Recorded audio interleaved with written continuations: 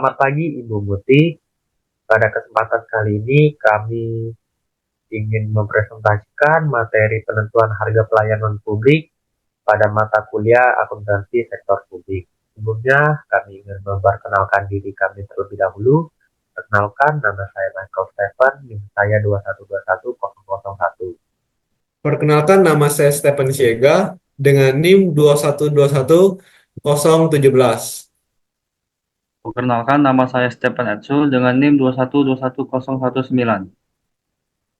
Layanan publik yang dapat dijual, yaitu menentukan harga pelayanan publik. Menentukan harga dalam pengelolaan biaya pelayanan publik adalah proses yang rumit karena layanan publik dari pemerintah tidak ditujukan untuk memperoleh keuntungan dan bersifat non-komersial. Pendanaan untuk layanan publik ini dapat bersumber dari pajak atau pembebanan langsung kepada pengguna layanan. Ketika dibiayai melalui pajak, semua wajib pajak berkontribusi meskipun tidak langsung menikmati layanan tersebut, karena pajak adalah kontribusi yang tidak memberikan manfaat langsung kepada pembayar. Sebaliknya, jika biaya pelayanan dibebankan langsung kepada pengguna, hanya mereka yang benar-benar menggunakan layanan yang diwajibkan membayar. Dalam hal pemerintah berencana membebankan biaya pelayanan kepada masyarakat, perlu ada penerapan tarif yang wajar agar tercapai keseimbangan antara biaya dan manfaat yang diperoleh pengguna.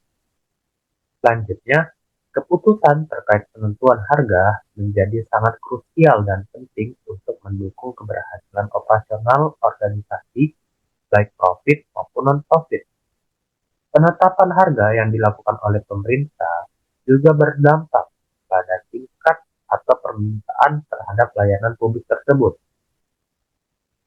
Harga pelayanan publik yang ditetapkan oleh lembaga pemerintah atau badan usaha milik negara (BUMN) adalah biaya yang dibebankan kepada masyarakat untuk layanan di berbagai sektor seperti listrik, transportasi, telekomunikasi, pendidikan, dan kesehatan. Menurut Halim dan Kusuki, dalam menentukan harga layanan publik, pemerintah memiliki 3 opsi. Yang pertama, menetapkan harga sesuai pasar. Yang kedua, menetapkan harga tertentu yang berbeda dari harga pasar. Atau yang ketiga, memberikan layanan secara gratis kepada konsumen. Terdapat 2 pendekatan dalam penetapan harga pelayanan publik, yaitu full cost recovery dan marginal cost pricing. Metode full cost recovery menghitung biaya berdasarkan total biaya yang diperlukan untuk menyediakan layanan, sedangkan marginal cost pricing menetapkan tarif berdasarkan biaya tambahan yang diperlukan untuk melayani konsumen, ditambah dengan margin keuntungan yang diinginkan. Marginal cost price juga mengacu pada harga pasar persaingan, sehingga dianggap sebagai metode yang paling efisien dalam memaksimalkan manfaat ekonomi dan penggunaan sumber daya secara optimal. Dalam metode ini, harga layanan ditetapkan sedemikian rupa sehingga manfaat marginal pengguna akan setara dengan biaya marginal. Selanjutnya, strategi penetapan harga layanan publik berbeda jauh dari bisnis komersial. Meskipun tarif umumnya ditetapkan secara nasional, kebijakan harga di tingkat lokal mempertimbangkan 4 faktor yang utama. Yang pertama, otoritas publik perlu menyeimbangkan antara meningkatkan pendapatan dan mempertahankan permintaan layanan.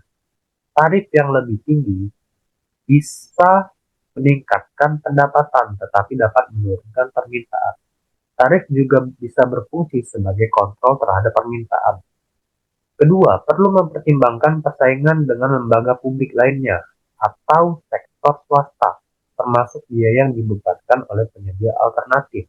Yang ketiga, faktor administratif seperti pencatatan dan penagihan memengaruhi biaya keseluruhan sistem yang rumit dapat meningkatkan biaya administrasi dan mengurangi pendapatan. Yang keempat dan terakhir, biaya penyediaan layanan baru dipertimbangkan. Apakah akan ditutup seluruhnya, sebagian, atau membutuhkan subsidi dari sumber lain. Dengan memperhatikan faktor-faktor ini, organisasi publik dapat merancang strategi yang berkelanjutan. Penerapan basis akrual dalam akuntansi sektor publik bertujuan untuk menghitung biaya layanan dan menetapkan tarif layanan, yaitu untuk mengetahui biaya yang dikeluarkan dalam menyediakan layanan publik dan menetapkan tarif yang dibebankan kepada masyarakat. Tujuan ini berbeda dengan penerapan basis akrual di sektor swasta yang fokus pada perbandingan antara biaya dan pendapatan. Akuntansi berbasis akrual di sektor publik diyakini menghasilkan laporan keuangan yang lebih andal, akurat, menyeluruh, dan relevan untuk pengambilan keputusan ekonomi, sosial, serta politik. Selanjutnya, pelayanan publik yang dapat dijual. Negara memiliki hak untuk memungut tarif tertentu dari masyarakat atas penggunaan layanan publik tertentu, baik instansi pemerintah secara langsung maupun perusahaan negara yang dapat melakukan hal ini. Yang pertama, layanan air bersih. Kedua, transportasi umum. Ketiga, layanan dan komunikasi. Keempat, energi dan kelistrikan. Yang kelima, perumahan untuk masyarakat. Yang keenam, fasilitas wisata dan rekreasi. Yang ketujuh, pendidikan. Yang kedelapan, jalan tol. Yang kesembilan, sistem irigasi. Yang ke-10, layanan pemadam kebakaran. Yang ke-11, layanan kesehatan. Dan yang terakhir, pengolahan sampah. Dan dari sudut pandang ekonomi, pembebanan tarif pada layanan publik memiliki landasan yang kuat. Alasannya, satu, adanya barang privat dan barang publik. Yang kedua, efisiensi ekonomi. Yang ketiga, prinsip keuntungan. Satu, adanya barang privat dan barang publik. Terdapat 3 jenis barang yang menjadi kebutuhan masyarakat, yaitu 1. Barang privat, 2. Barang publik, 3. Campuran antara barang privat dan barang publik. Barang publik dan barang privat memiliki perbedaan mendasar terkait pengelolaan dan aksesibilitasnya.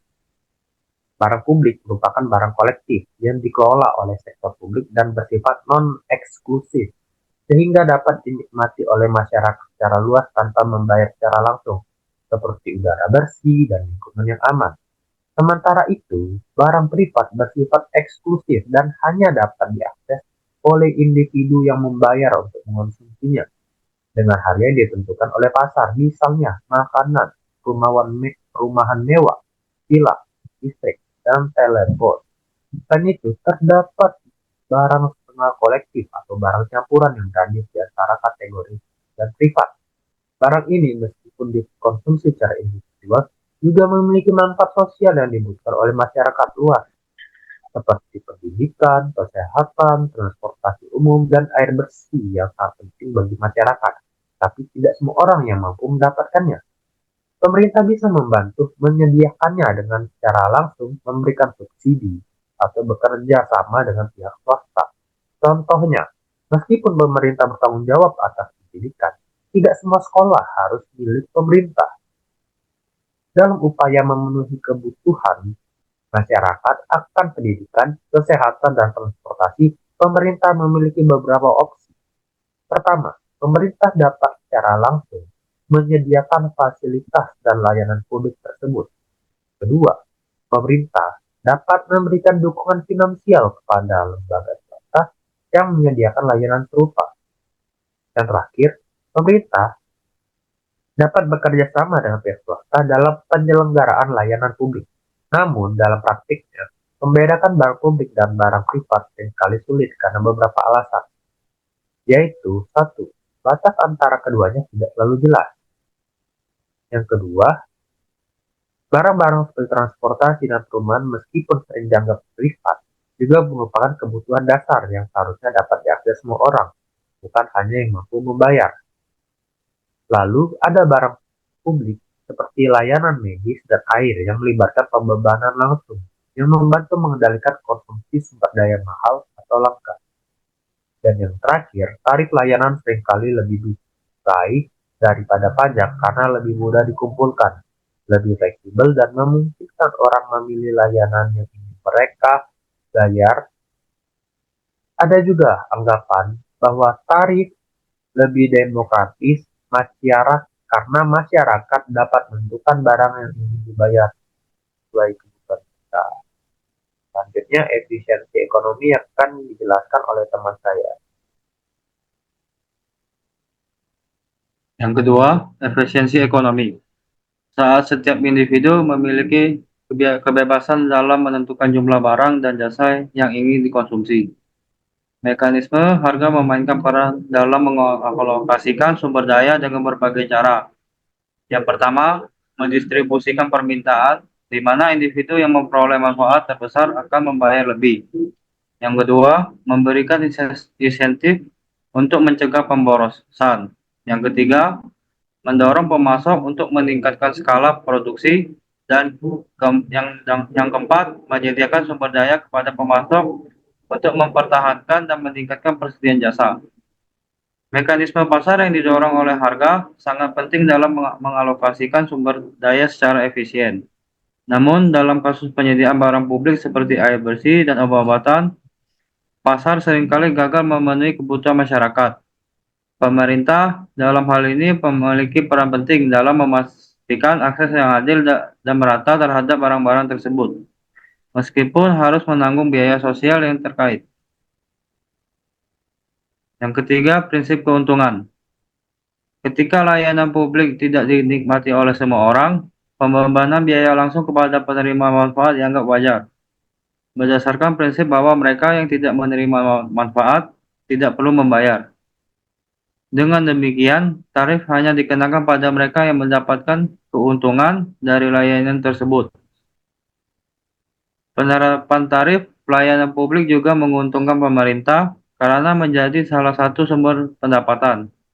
Namun, pemerintah tidak boleh berfokus pada keuntungan, dan lebih baik jika menetapkan harga di bawah biaya penuh, memberikan subsidi, atau bahkan menyediakan layanan tersebut secara gratis. Charging for service berbeda dengan fee. Fee adalah biaya untuk perizinan atau lisensi yang diberikan oleh pemerintah. Biaya perizinan atau lisensi biasanya kecil, berupa biaya administrasi dan pengawasan. Besarnya fee bergantung pada jenis perizinan yang diajukan dan potensi keuntungan finansial yang diperoleh pemegang izin atau lisensi. Tujuan utama dari perizinan atau lisensi ini adalah untuk mengontrol suatu aktivitas sehingga fee tidak boleh terlalu tinggi agar masyarakat tetap terdorong untuk mengajukan izin atau lisensi. Misalnya, pemerintah dapat menarik fee atau izin mendirikan bangunan, namun biayanya sebaiknya tidak terlalu tinggi agar tidak mengurangi minat masyarakat untuk memiliki IMB. Harga atau tarif layanan publik. Ini memiliki terdapat pasal 31 Undang-Undang Nomor 25 Tahun 2009 tentang pelayanan publik. Yang kedua, ada Undang-Undang Nomor 1 Tahun 2022 tentang hubungan keuangan antara pemerintah pusat dan pemerintah daerah. Yang ketiga, PP Nomor 35 Tahun 2023 tentang ketentuan umum pajak dan retribusi daerah. Yang terakhir ada Perda Sumatera Selatan Nomor 3 Tahun 2004 tentang pajak daerah dan retribusi daerah. Bagian ke-6, biaya atau tarif pelayanan publik. Pasal 31, yang pertama, biaya atau tarif pelayanan publik pada dasarnya merupakan tanggung jawab negara atau pemerintah. Yang kedua, biaya atau tarif pelayanan publik yang merupakan tanggung jawab negara sebagaimana dimaksud pada ayat 1 dibebankan kepada negara apabila diwajibkan dalam peraturan perundang-undangan. Yang ketiga, biaya atau tarif pelayanan publik selain yang diwajibkan oleh peraturan perundang-undangan sebagaimana dimaksud pada ayat 2 dibebankan kepada penerima pelayanan publik. Yang terakhir ada penentuan biaya atau tarif pelayanan publik sebagaimana dimaksud pada ayat 2 dan ayat 3 ditetapkan dengan persetujuan Dewan Perwakilan Rakyat. Dewan Perwakilan Rakyat daerah provinsi, Dewan Perwakilan Rakyat daerah kabupaten atau kota, dan berdasarkan peraturan perundang-undangan.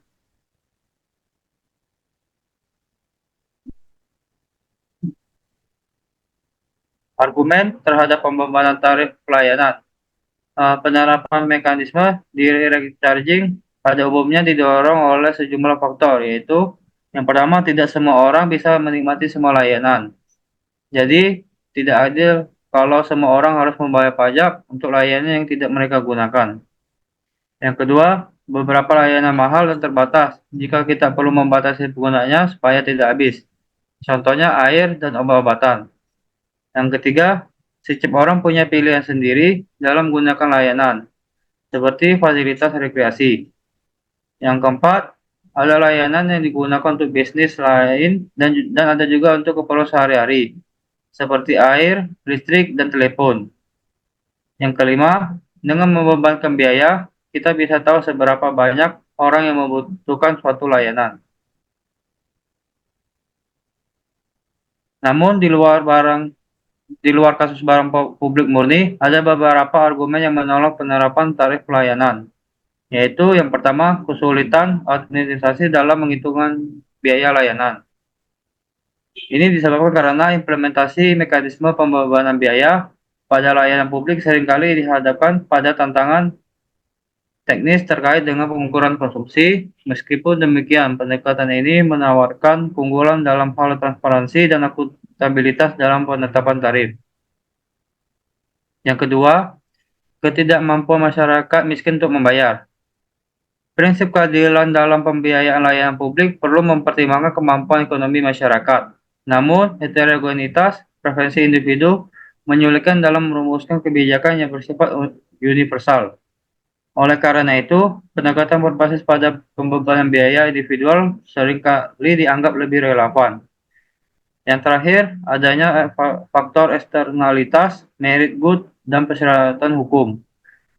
Eksternalitas positif seperti tarif pelayanan yang terlalu tinggi dapat membuat masyarakat enggan memanfaatkannya, seperti pada layanan imunisasi. Demikian pula, barang yang dianggap sebagai merit goods sebaiknya disediakan tanpa biaya, seperti pendidikan. Selain itu, terdapat ketentuan umum hukum yang mewajibkan pemerintah menyediakan layanan tertentu, seperti pendidikan dasar, sehingga kebutuhan tersebut umumnya dianggap bebas biaya bagi masyarakat. Karena itu, untuk kebutuhan-kebutuhan ini, tarif pelayanan tidak perlu dikenakan. Sebagai alternatif, pengalokasian sumber daya selain tarif pelayanan dapat digunakan sistem pembagian kartu atau kupon. Meskipun metode ini dapat memastikan bahwa masyarakat miskin memiliki akses yang sama, sistem kupon tidak menggantikan fungsi harga dan rentan terhadap penyalahgunaan. Selanjutnya akan dijelaskan oleh Stephen Siega. Baiklah, selanjutnya yaitu prinsip dan praktik pembebanan. Pembebanan tarif pada layanan publik tertentu dapat meningkatkan efisiensi alokasi sumber daya. Semakin tinggi karakteristik barang privat suatu layanan, semakin relevan penerapan mekanisme pasar. Namun, kompleksitas dalam mengklasifikasikan jenis layanan seringkali menjadi kendala dalam penetapan tarif yang optimal. Distorsi harga yang timbul akibat penetapan tarif yang tidak tepat dapat membatasi pilihan konsumen. Dalam praktiknya, pertimbangan non-ekonomi seperti faktor administratif, sosial, dan politik seringkali mendominasi dalam proses penetapan tarif layanan publik.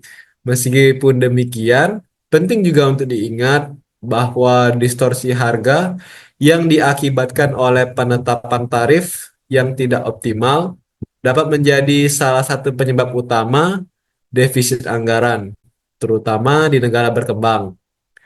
Pada kenyataannya, layanan yang sepenuhnya gratis jarang tersedia. Layanan tanpa biaya seringkali menurunkan insentif yang dapat berdampak pada kualitas pelayanan yang rendah. Misalnya, layanan kesehatan gratis seringkali mengalami penurunan kualitas. Selanjutnya yaitu kegunaan pembebanan dalam praktik. Praktik pembebanan tarif layanan publik bervariasi di tiap negara, tergantung pada apakah layanan tersebut diberikan langsung oleh pemerintah atau oleh perusahaan milik negara. serta bergantung pada tingkat pemerintahannya, baik pusat maupun daerah.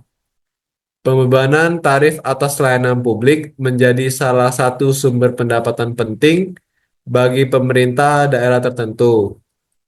Pendapatan pemerintah sendiri berasal dari berbagai sumber, antara lain yang pertama yaitu pajak, yang kedua pembebanan tarif langsung kepada masyarakat atau charging for service, yang ketiga yaitu keuntungan dari BUMN atau BUMD, yang keempat yaitu penjualan aset milik pemerintah, dan yang terakhir, yang kelima yaitu utang. Data biaya seringkali sulit diperoleh dan dibandingkan, terutama antara layanan yang langsung disediakan pemerintah dengan layanan dari perusahaan milik negara. Dalam hal perusahaan negara, hanya surplus atau defisit bersih yang dicatat dalam laporan pemerintah.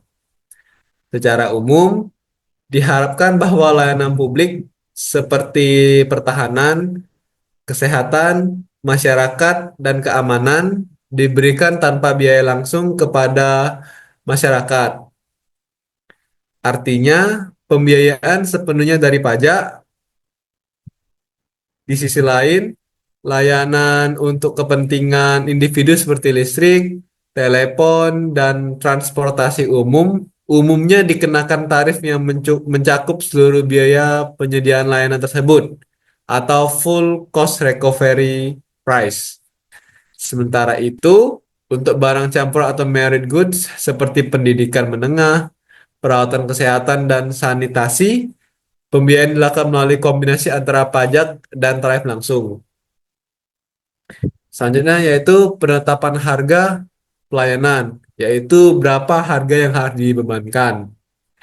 Jika pemerintah ingin mengenakan biaya layanan kepada konsumennya, mereka perlu menetapkan tarif yang adil dan wajar, atau harga layanan yang sesuai. Aturan yang dapat digunakan adalah bahwa biaya dibebankan sebesar total biaya penyediaan layanan atau full cost recovery. Namun, beberapa kendala muncul dalam menghitung biaya total ini. Di antaranya, yang pertama, biaya total untuk menyediakan layanan sulit dipastikan. Semua biaya harus diperhitungkan dengan tepat untuk tiap jenis layanan tanpa mencampur biaya layanan yang berbeda. Sesuai prinsip different costs for different purpose, atau biaya overhead harus dialokasikan secara proporsional dan hidden cost atau biaya tersembunyi dalam layanan publik, termasuk biaya birokrasi juga harus diidentifikasi. Yang kedua yaitu mengukur jumlah konsumsi yang tepat sulit dilakukan.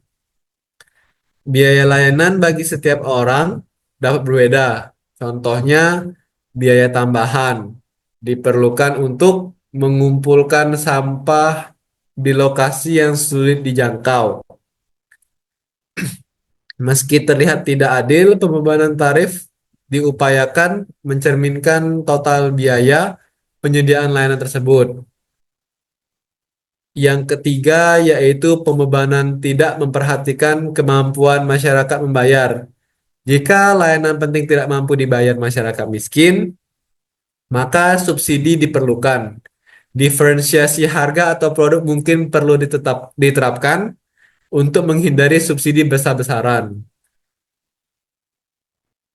Yang keempat yaitu perhitungan biaya harus mencakup bukan hanya biaya operasi langsung, tetapi juga biaya modal, biaya operasi, pemeliharaan, penggantian, dan penambahan kapasitas barang modal. Semuanya harus diperhitungkan dalam prinsip yang disebut marginal cost pricing.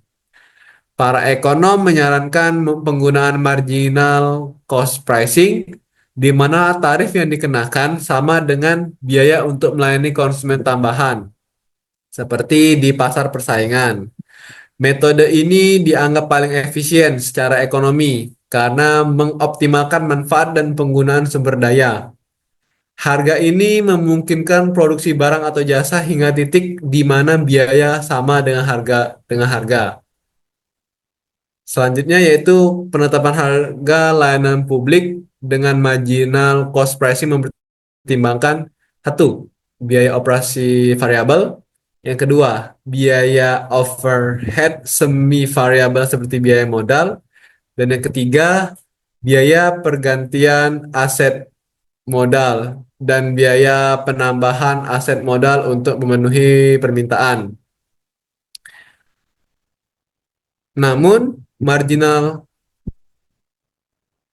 cost pricing tidak memperhitungkan biaya historis atau overhead murni yang tidak berkaitan dengan penggunaan layanan. Contoh klasik biaya historis adalah jembatan penyeberangan, di mana tarif penggunaannya dapat menyebabkan kapasitas menganggur dan mengurangi manfaat ekonomi total.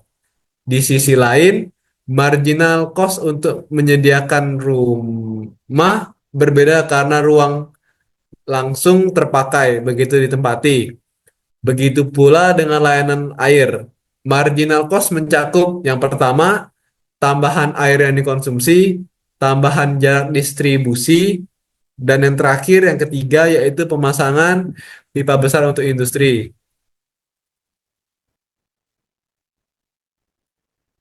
Selanjutnya yaitu permasalahan marginal cost pricing. Penerapan marginal cost pricing menghadapi beberapa tantangan, antara lain, satu, menghitung biaya marginal secara akurat sulit dilakukan. Dalam praktiknya, kadang biaya rata-rata digunakan sebagai alternatif. Meski ini kurang ekonomis dan efisien, masalah pengumpulan dan pengukuran data biaya juga menyulitkan implementasi biaya marginal.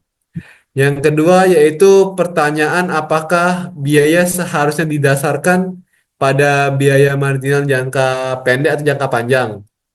Misalnya dalam penyediaan air, pada titik tertentu akan dibutuhkan pabrik baru atau beban biayanya tidak dapat sepenuhnya ditanggung oleh konsumen. Yang ketiga yaitu marginal cost pricing. Tidak selalu mencangkup pemulihan biaya total, biaya modal historis, dan biaya operasional penuh. Seringkali tidak tercakup sehingga terjadi potensi kerugian efisiensi jika harga dinaikkan melebihi biaya marginal. Yang keempat yaitu prinsip keadilan mengimplikasikan bahwa A, mereka hanya menerima manfaat yang dibayar, dan yang terakhir yang B, semua konsumen membayar sama meski biaya penyediaan layanan kita berbeda. Yang kelima itu eksternalitas konsumsi, seperti manfaat kesehatan dari air bersih dapat mempengaruhi efisiensi harga berdasarkan biaya marginal. Yang keenam yaitu pertimbangan keadilan menuntut agar yang kaya membayar lebih tinggi, terutama untuk layanan seperti air, di mana diskriminasi harga seperti tarif progresif mungkin ditetapkan. Selanjutnya itu kompleksitas strategi harga. Yang pertama yaitu berikut ini adalah beberapa pendekatan tarif dalam pelayanan publik. Yang pertama itu two-part tarif, yaitu pada layanan publik seperti listrik diterapkan tarif dua bagian, yaitu biaya tetap untuk menutupi biaya overhead dan atau infrastruktur dan biaya variabel yang bergantung pada jumlah konsumsi. Yang kedua itu peak load tarif. Tarif tertinggi diterapkan saat permintaan mencapai puncak, mencerminkan biaya marginal yang lebih tinggi karena adanya kebutuhan kapasitas tambahan. Contohnya pada layanan telepon dan transportasi umum. Yang ketiga yaitu diskriminasi harga. Penetapan harga berbeda untuk mendukung keadilan. Misalnya, layanan untuk kelompok berpendapatan rendah disubsidi dari kelompok berpendapatan tinggi dengan catatan akses tetap terbatas bagi mereka yang mampu. Yang keempat yaitu full cost recovery. Tarif ditentukan berdasarkan biaya total penyediaan layanan dengan memperhatikan keadilan dan kemampuan masyarakat membayar. Yang kelima yaitu harga di atas marginal cost. Untuk kasus tertentu seperti tarif parkir atau biaya lisensi, harga ditetapkan lebih tinggi dari biaya marginal. Selanjutnya yaitu taksiran biaya. Penetapan harga pada dasarnya bergantung pada estimasi biaya yang akurat dengan mempertimbangkan yang pertama yaitu opportunity cost untuk staf, peralatan dan lain-lain. Yang kedua yaitu opportunity cost of capital. Yang ketiga yaitu harga akuntansi untuk input ketika harga pasar tidak mencerminkan nilai sebagai sebenarnya bagi masyarakat. Yang keempat yaitu polling, yaitu variasi biaya antar individu. Dan yang terakhir, yang kelima yaitu cadangan inflasi. Pelayanan publik mengharuskan, yang kelima yaitu cadangan inflasi. Selanjutnya yaitu pelayanan publik mengharuskan unit kerja memiliki data biaya yang tepat untuk memperkirakan marginal cost guna menetapkan harga yang sesuai. Prinsip penetapan biaya menyediakan dasar yang berguna bagi penentuan harga pelayanan publik. Walaupun penetapan harga marginan cost tidak selalu digunakan, kebijakan harga yang transparan diperlukan agar biaya dan tingkat subsidi publik dapat terlihat dengan jelas. Baiklah, sekian dari presentasi kami kali ini. Mohon maaf jika ada kekurangan dan kesalahan. Terima kasih. Sampai jumpa di kesempatan selanjutnya.